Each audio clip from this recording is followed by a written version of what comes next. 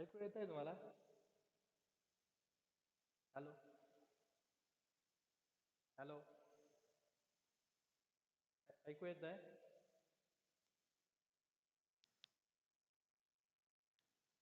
हा दिसतंय ना, बोर्डवर दिसतंय?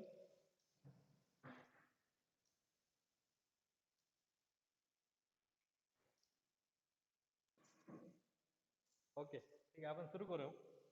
Next question is, one die is rolled one die is rolled, find the probability of getting a complete cube on the upper face. Ah, when one die is rolled, what is the sample space? S is equal to die म्हणजे fossa, त्यावेळी आपला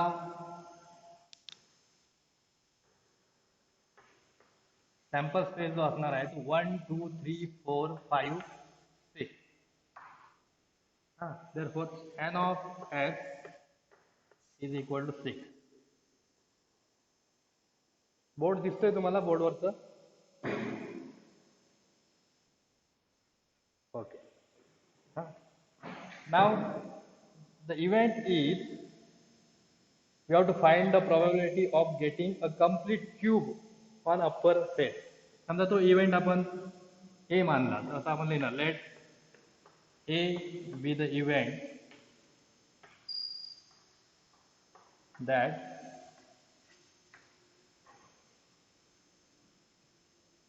your event of getting, थोडक्यात लिहूया, getting complete cube.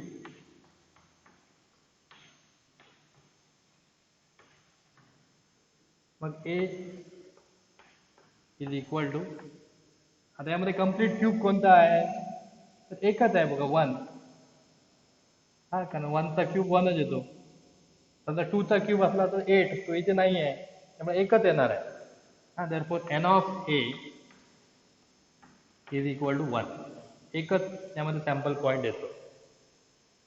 मग याची probability काढण्यासाठी आपला formula आहे, probability of a is equal to n of a upon n of s. That is equal to n of a is 1 upon n of s is 6. Therefore probability of that event is 1 upon 6. Okay.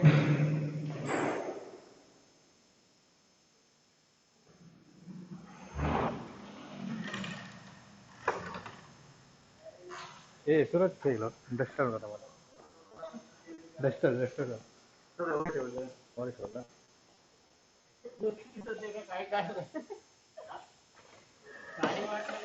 हा, okay okay. हा, दिसतंय ना तुम्हाला? हे आता व्यवस्थित दिसतंय? Okay. हा, नाव नेक्स्ट.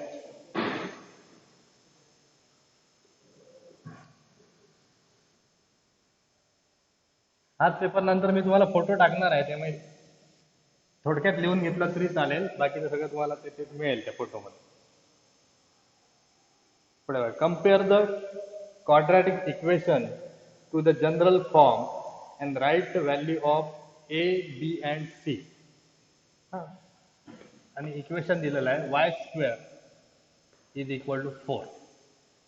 असं आपल्याला एक क्वाड्रॅटिक इक्वेशन दिलेलं आहे आणि हे आपल्याला कम्पेअर करायचं आहे त्याचे जनरल फॉर्म बरोबर, आणि त्यावरून ए बी आणि सीच्या व्हॅल्यू आपल्याला काढायच्या आहे. मग त्याचा जनरल फॉर्म मध्ये कम्पेअर करण्यापूर्वी आपण हेच इक्वेशन असं लिहू शकतो बघा, Y square -4 is equal to 0. म्हणजे हेच इक्वेशन असं आहे, वाय स्क्वेअर प्लस 0y, वायची टर्म नाही आहे ती 0y अशी करून घेणार आपण, -4 इज इक्वल टू 0. मग खाली लिहिणार आपण comparing the equation with general form आहे ax² plus bx plus c is equal to 0. याबरोबर जर कम्पेअर केला आपण तर x² कोइफिशियंट म्हणजे या ठिकाणी स्क्वेअरचं पद आहे त्याचा कोइफिशियंट जो असतो तो म्हणजे a. हा म्हणजे a इज इक्वल टू आपल्याला काय मिळेल इथे याचा कोइफिशियंट दिला नाही म्हणजे 1 आहे a इज इक्वल टू 1. हा b म्हणजे काय आहे तर x चा कोइफिशियंट या ठिकाणी y चा येणार तो. हा b is equal to y चा कोइफिशियंट 0 आणि c म्हणजे कॉन्स्टंट तो आहे -4. अशा आपल्याला त्या व्हॅल्यू लिहिता येणार. हा अगदी सोपं आहे मी पटापट पुढे जातोय. नेक्स्ट क्वेश्चन आहे find the value of determinant. Find the value of determinant. Determinant दिलेला आहे 4 2 3 7. आता याची आपल्याला व्हॅल्यू काढायची आहे या डिटर्मिनंट. तर आपल्याला माहिती आहे याची व्हॅल्यू काढताना आपण क्रॉस मल्टिप्लिकेशन करतो या दोघांचा गुणाकार आणि मायनस या दोघांचा गुणाकार. हा म्हणजे that is equal to 4 into 7 minus 3 into 2. That is equal to 4 into 7 is 28 minus 6 and that will be equal to 22. Therefore value of this determinant is 22. हा अशा आपण 4 क्वेश्चन्स बघितले आपण. Now next is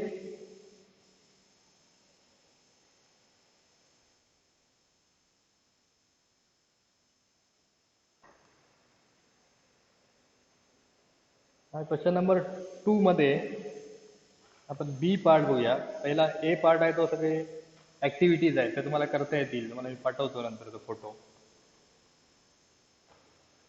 हा बी भाग आहे त्यामध्ये असं क्वेश्चन दिलाय बघा. इफ हा अतिशय महत्वाचा क्वेश्चन आहे आणि परीक्षेला विचारला जाणारा. इफ आता डिटर्मिनंट दिलेला आहे 5m -11 -10 is equal to 28. is equal to 28. Then find the value of m. Then find the value of m. आता ह्याची व्हॅल्यू आपल्याला त्यांनी दिलेली आहे या डिटर्मिनंटची. व्हॅल्यू येते 20.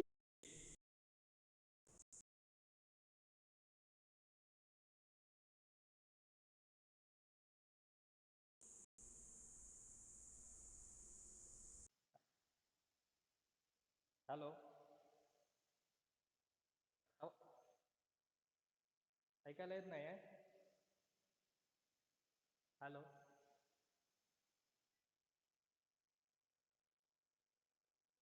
कोणाला ऐकायला येत नाही सर्वांकच.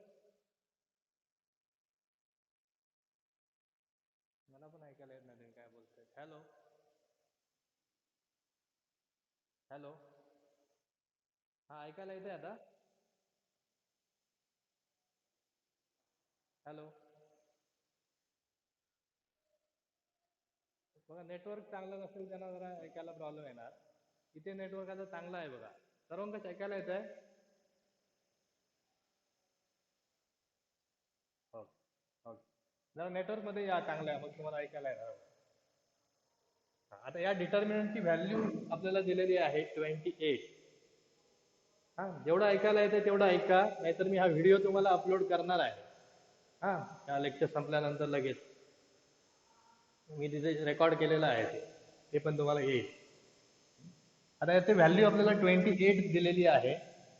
त्यामुळे याची व्हॅल्यू आपण काढतो कशी तर क्रॉस मल्टिप्लिकेशन करतो. 5 into -10 -11 into m हा इज इक्वल टू ही व्हॅल्यू दिलेली आहे 28.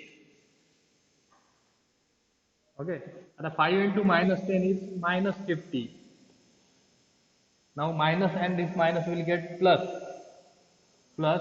11 into m is 11m is equal to 28. Now this -50,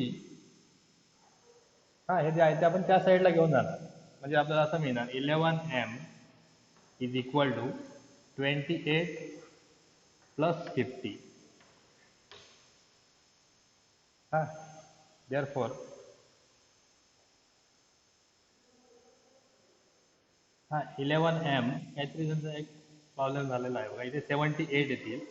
therefore m is equal to 78/11. हा थोडासा क्वेश्चन देताना काहीतरी प्रॉब्लेम दिला झाला त्यांचा. सॉरी बरोबर आहे त्यांचं, ते -28 पाहिजे. हा मग ते बरोबर होणार बघा. दिलंय त्यांनी पण ते दिसत नाही, अस्पष्ट दिसत. मग काय होईल बघा इथे, तर 11m is equal to -28 plus 50, that is 22, and that will be equal to 22/11. therefore m is equal to 2. हा असं आपल्याला ते उत्तर मिळेल. आता डिटर्मिनंटची व्हॅल्यू जी आहे ती -28 ची दिलेली आहे. येते ना ऐकायला?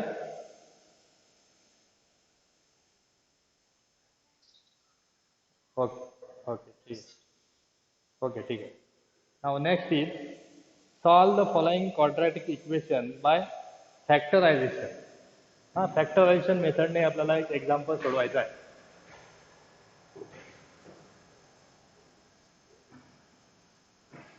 असं एक्झाम्पल दिलंय 2m²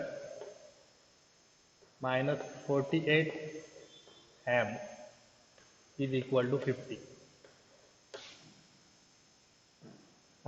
मग हे 50 या साईडला आणले तर आपल्याला असं लिहिता येईल बघा 2m² minus 48m minus 50 is equal to 0. आता आपण याचे फॅक्टर पाडताना आता एक सोपं पण आहे काय, 2 ने आपण पूर्ण याला डिवाइड पण करून टाकू शकतो इथे. हा किंवा 50 -50 इंटू 2 करायचे, येणार -100. -100 कसे आले बघा, -50 इंटू 2. आता -100 ते फॅक्टर असे पाडायचे की ज्यामधला डिफरन्स 48 आला पाहिजे. म्हणजे फॅक्टर कसे पडतात तुम्हाला माहिती आहे सगळ्यांना.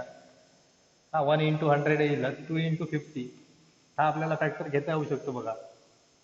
हा यामध्ये 100 साईन मायनस आहे तर त्यांना डिफरंट साईन असणार. मिडल टर्मला जे साईन आहे ते मोठ्या संख्येला, म्हणजे याला मायनस याला प्लस, तर यांचीच बेरीज -48 येते. हा त्यामुळे आपण हे दोन फॅक्टर घेऊ शकतो, म्हणजे 2m² plus 2m minus 50m minus 50 is equal to 0. असं होईल ते. आता या दोन दोनचे आपण ग्रुप करणार. या पहिल्या ग्रुपमधून आपल्याला 2m कॉमन घेता येत आहे. ब्रॅकेटमध्ये राहील 2 गेला, एक m गेला म्हणजे राहिला m, प्लस हे 2m पूर्णच गेलंय म्हणजे राहिला 1. यामधून आपल्याला -50 कॉमन घेता येतील. ब्रॅकेटमध्ये उरेल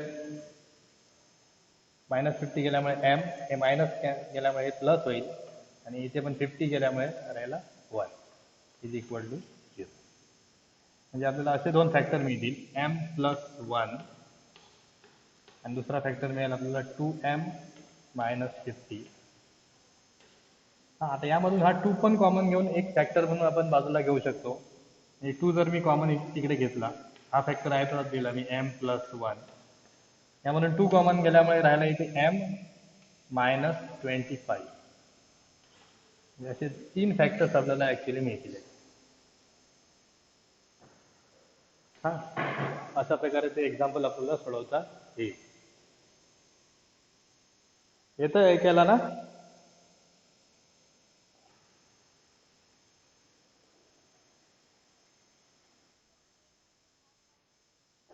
दोनने भाग शक्यतो लावायचा नाही, कारण फॅक्टर पाडायचे आपल्याला ना, म्हणून ते 2 पण हा एक फॅक्टर ते दाखवायचा. हा भाग लावायचा नाही. दोन दोन ते पूर्ण इक्वेशन मधून 2 ने भाग लावायचा नाही. तसं सोडवायचं असेल तर 2 कॉमन घ्यायचे. म्हणजे हे सध्या आहे ना, ते 2 कॉमन घ्यायचे. मग राहील इथे काय, m² minus 24m minus 25. Is equal to 0 असं करायचं. याचे फॅक्टर पडायचे, हे 2 आहे तसंच खाली खाली लिहित जायचं. हां, कॅन्सल करायचं नाही 2. हा 2 फॅक्टर ठेवायचं. आता सॉल्व करा म्हटलं असेल ज्यावेळी ना, त्यावेळी ठीक आहे. आपल्याला फॅक्टर पडलेत आपण इथे ना, सॉल्व करायचं आहे का? हा सॉल्व करायचं आहे. हा इथून मग आता एमची व्हॅल्यू पुढे आपल्याला काढता येईल ना तुम्हाला? हे पुढे करूया. सॉल्व करायचं असेल ना, तर अशा वेळी हे 2 आपण कॅन्सल करू शकतो. हा हे 2 तिकडे नेलं की काय होणार?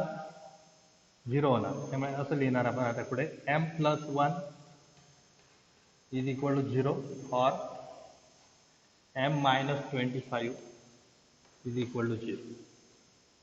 m is equal to -1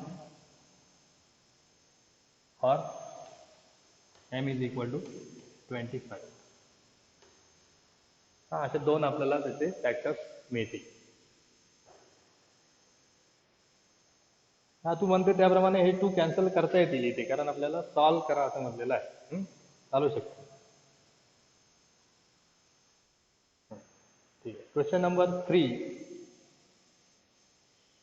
2 coins are tossed simultaneously. Find the probability of getting at least one tail. हे तुम्ही लिहून घेताय ना?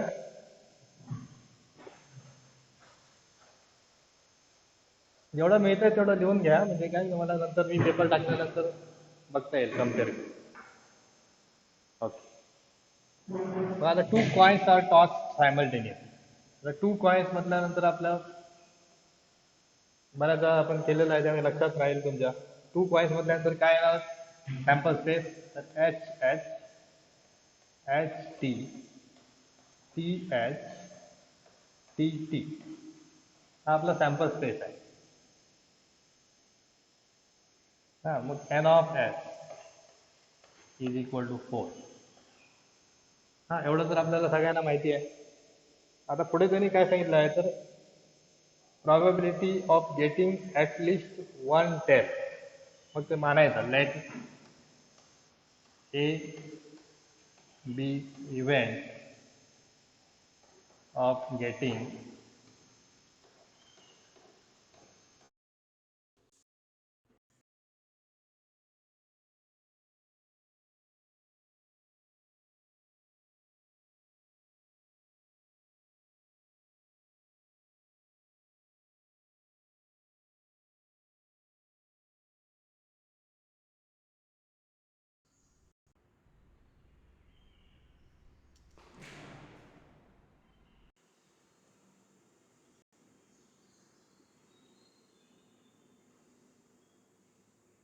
हॅलो.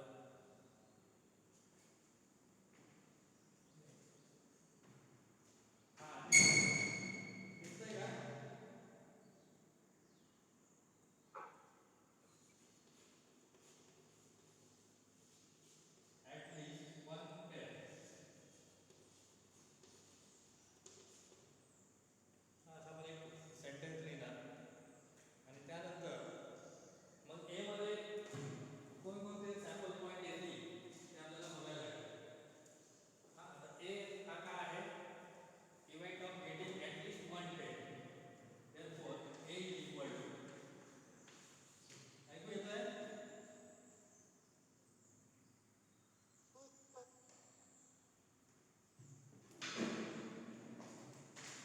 तरी डिस्कनेक्ट झाला.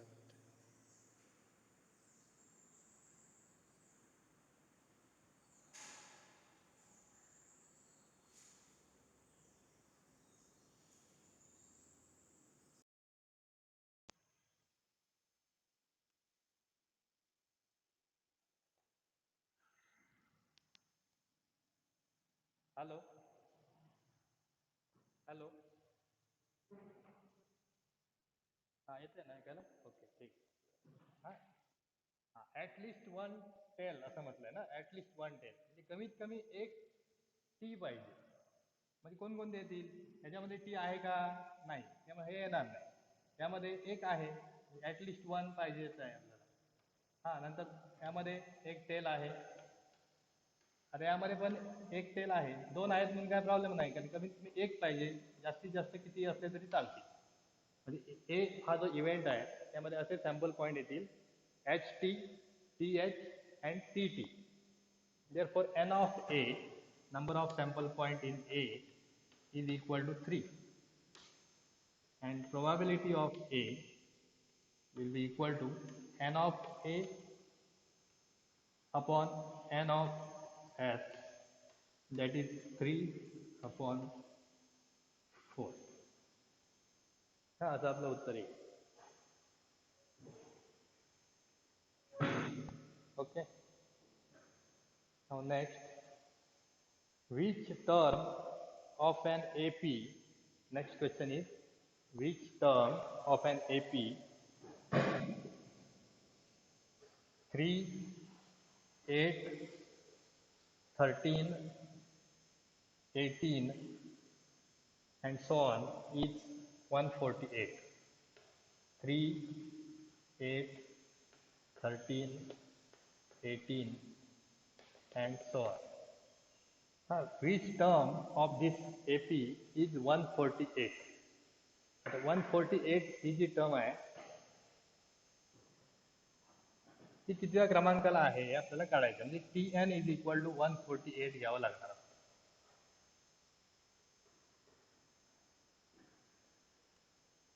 मग आता दिलेलं यावरून आपल्याला ए इज इक्वल टू लगेच लिहिता येतं, A is equal to 3, first term is 3, common difference यामधला डिफरन्स जर बघितला तर तो 5 आहे, common difference D is equal to 5.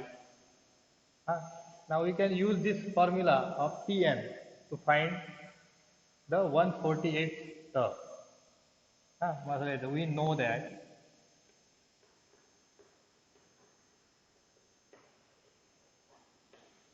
know that Tn is equal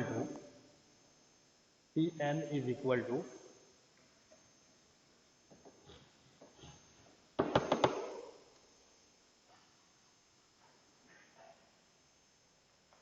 A plus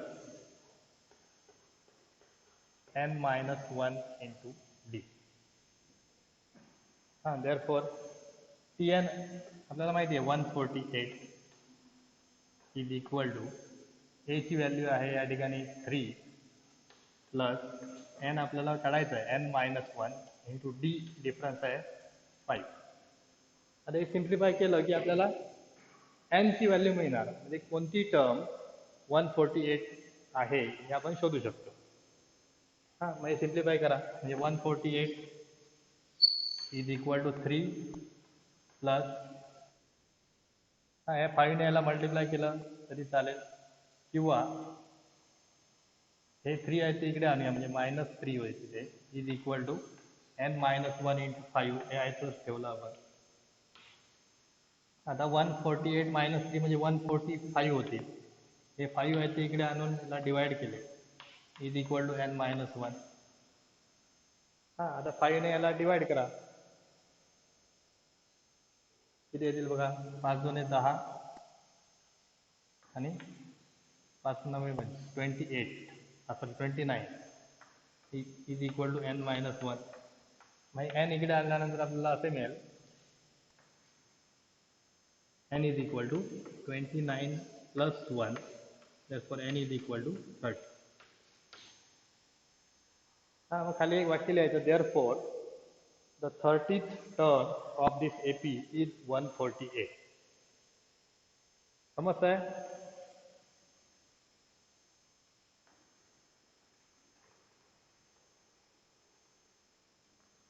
hello, समजतंय ना? हॅलो, येतं ऐकू? ओके ओके, ठीक. Now next is, if 49x plus 57y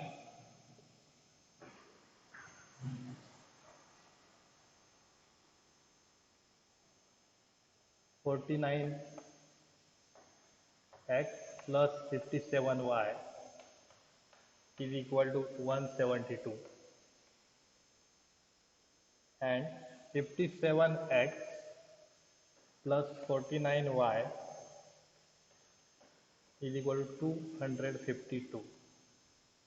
Find the values of x plus y and x minus y. हा, तर x plus y आणि x minus y च्या value आपल्याला काढायचे. मग इक्वेशनला आपण नंबर 1 म्हणणार, नंबर 2. मग आता हे तुम्हाला माहिती आहे बघा, एकदा ऍड करायचं आहे. हा, ऍडिंग इक्वेशन 1 and 2. हा, हे ऍड केल्यानंतर आपल्याला असं मिळेल 49x plus 57y is equal to 172.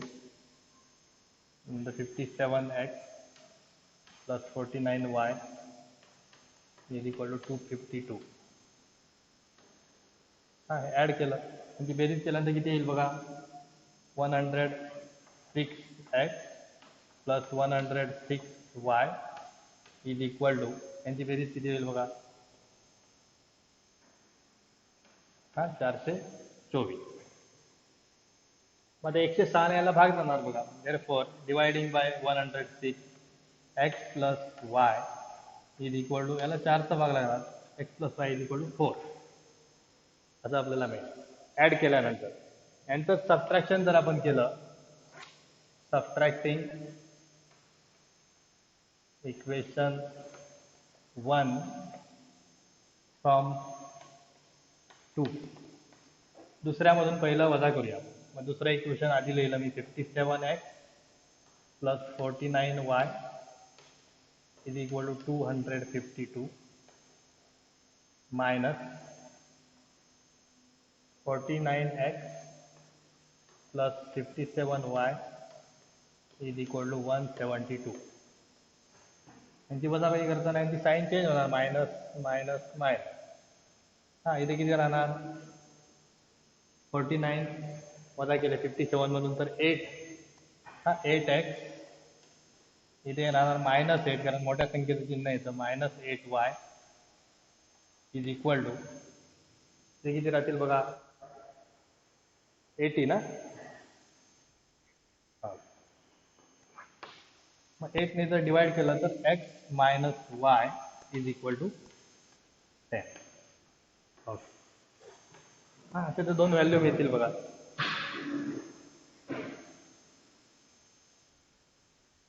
Okay, अजून एक क्वेश्चन आपण घेऊ.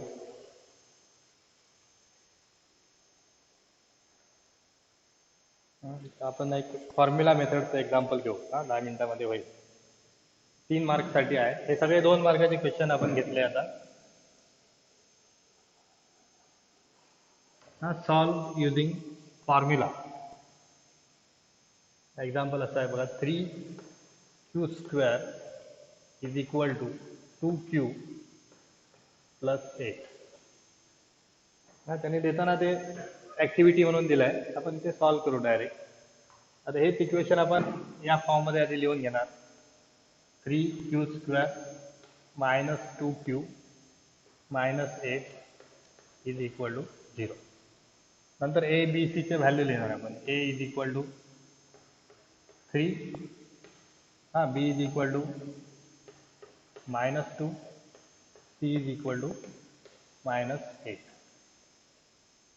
हा, मग b² minus 4ac ची व्हॅल्यू आधी काढून घेतली तरी चालेल. हा, असं म्हणायचं, here b² minus 4ac is equal to b² म्हणजे मायनस 2 चा स्क्वेअर मायनस 4 इंटू a ची व्हॅल्यू आहे 3 इंटू c ची व्हॅल्यू आहे इथे minus 8. That is equal to minus 2 चा स्क्वेअर म्हणजे 4च येईल. हे मायनस इंटू मायनस असल्यामुळे हे प्लस होणार. किती होणार बघा, 4 त्रिक 12, 12 8 96. Therefore b² minus 4ac is equal to किती आलं, 100. हा, ही व्हॅल्यू आपण काढून घेतली. मग आता आपल्याला व्हॅल्यू q ची काढायची आहे. त्यासाठी आपला फॉर्म्युला आहे, q is equal to, x असेल तर x इज इक्वल टू लिहितो आपण. फॉर्म्युला आपला काय आहे, मायनस b प्लस और minus square root of B square minus 4ac upon 2a हा आपला फॉर्म्युला. त्या फॉर्म्युल्यामध्ये व्हॅल्यू ठेवा मायनस बी म्हणजे मायनस आणि बी ची व्हॅल्यू आहे -2 जे आहे बघा प्लस और मायनस. आता बी स्क्वेअर मायनस 4ac ची व्हॅल्यू आपण डायरेक्ट काढलेली आहे ती इथे 100 ठेवली आपण अपॉन 2a म्हणजे 2 इंटू a ची व्हॅल्यू इथे आहे बघा 3. हां आता हे सिम्प्लिफाय केलं की आपल्याला उत्तर मिळणार. देअरफॉर आपण q इज इक्वल टू हे मायनस मायनस प्लस होतील म्हणजे 2 plus or minus 100चं square route म्हणजे 10 अपॉन 2 इंटू 3 म्हणजे 6.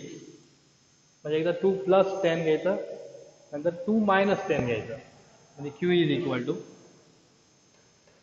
2 plus 10 upon 6 that is equal to हे 12 अपॉन 6 म्हणजे 2 येणार आणि दुसऱ्या साईडला q is equal to 2 minus 10 upon 6 that is equal to minus 8 upon 6 minus 8 upon 6 याला जर भाग लावला तर आपल्याला 2चा भाग जातो ना -4 upon 3 that is equal to -4 upon 3 असं 2 व्हॅल्यू मिळेल. मग खाली उत्तर लिहायचं q therefore q is equal to 2 और q is equal to -4 upon 3.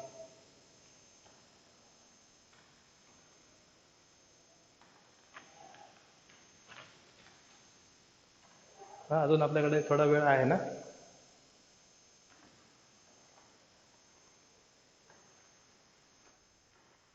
Okay okay.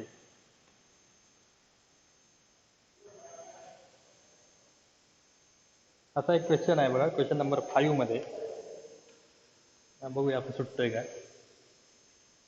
For an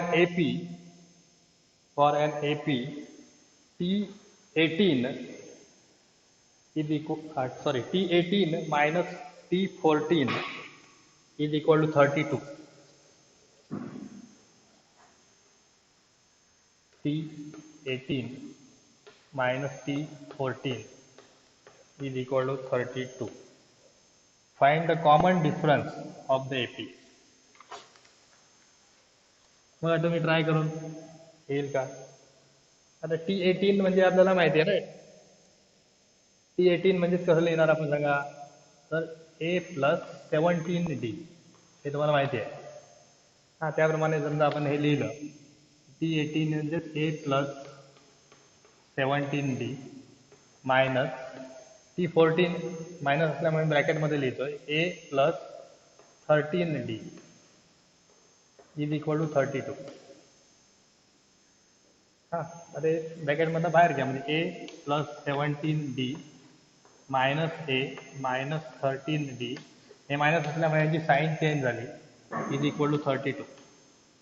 आता A मायनस A 0 झालं 17D मायनस 13D म्हणजे 4D is equal to 32. Therefore D is equal to 32 upon 4. Therefore D is equal to 8. हां असं आपल्याला ते उत्तर काढता येईल. हा वेगळा क्वेश्चन त्यांनी दिला होता बघा थोडासा. फक्त यामध्ये हे डायरेक्ट आपण जे लिहिलं आहे ना त्याऐवजी TNचा फॉर्म्युला वापरायचा. TN is equal to A plus N minus 1 into D असा फॉर्म्युला वापरायचा. आणि मग therefore T18 is equal to काय येणार A plus 18 minus 1 into D असं करून दाखवायचं. म्हणजे 3 मार्क्ससाठी जरा ते वाटलं पाहिजे स्टेप जास्त आल्या पाहिजेत म्हणून. समजतंय.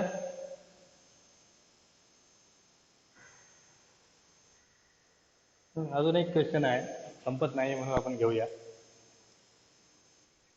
The measure of one angle of two complementary angles is greater by 50 than other angle.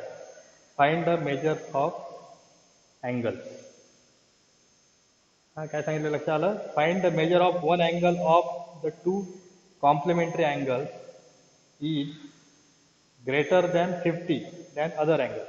म्हणजे दोन कॉम्प्लिमेंटरी अँगल्स आहेत त्यापैकी एकाचं मेजर दुसऱ्यापेक्षा 50ने जास्त आहे.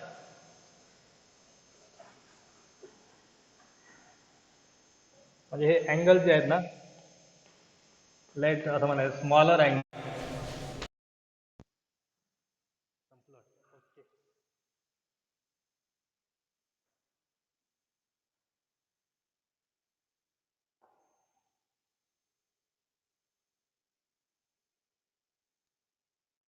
ठीक आहे, बघूया आपण होईल तेवढा घेऊया.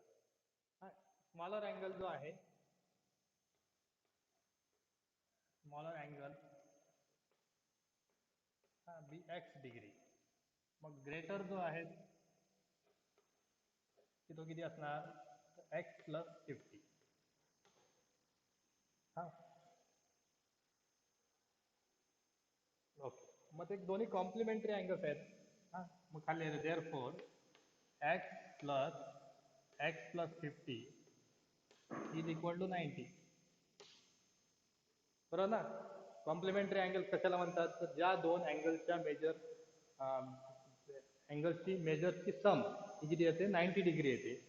दोन कोणांच्या मापांची बेरीज 90 अंश येते, त्यांना आपण म्हणतो कॉम्प्लिमेंटरी अँगल. म्हणून या दोघांची बेरीज करून दाखवली इज इक्वल टू 90. म्हणजे 2x is equal to 90 minus 50. हे 50 त्या साईडला नेले. therefore 2x is equal to 40. हा therefore x is equal to किती येणार 40 अपॉन 2 म्हणजे 20. म्हणजे एक अँगल झाला किती 20, कारण एक अँगल आपण x मानलाय. हा दुसरा अँगल जो आहे तो x प्लस 50 म्हणजे ते 20 plus 50 that is equal to 70. therefore the angles are 20 degree and 70 degree. हा असं आपल्याला म्हणता येईल.